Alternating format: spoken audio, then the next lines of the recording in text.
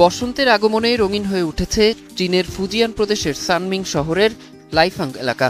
এখানে প্রায় ৩ লাখ চেরি গাছ একসঙ্গে ফুলে ফুলে ভরে উঠেছে, তৈরি হয়েছে মনোমুগ্ধকর প্রাকৃতিক দৃশ্য।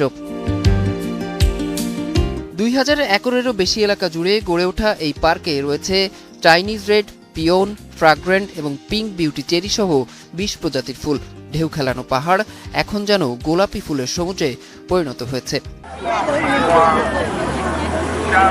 প্রতি বছর ফেব্রুয়ারি ও মার্চে দেশের বিভিন্ন প্রান্ত থেকে দর্শনার্থীরা ভিড় করেন এখানে।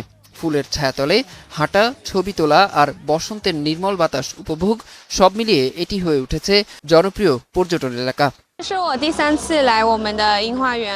এটি আমার তৃতীয়বার চেরি ব্লসম পার্কে আসা।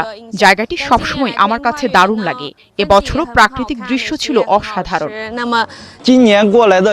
এবছর আমাদের এখানে পর্যটকের সংখ্যা বেশ ভালো। বিশেষ করে আমাদের পণ্যগুলো নিয়ে দর্শনার্থীদের প্রতিক্রিয়া খুবই ভালো। সবচেয়ে ব্যস্ত দিনগুলোতে বিক্রির পরিমাণ ৩,০০০ ইউয়ানেরও বেশি হয়। এই পার্কটিতে বিনিয়োগ করেছেন তাইওয়ানের ব্যবসায়ী জিয়ান ওয়ানতেং। তার উদ্যোগেই পাহাড়ি এই অঞ্চল এখন বসন্তকালে রঙিন উৎসবে পরিণত হয়েছে।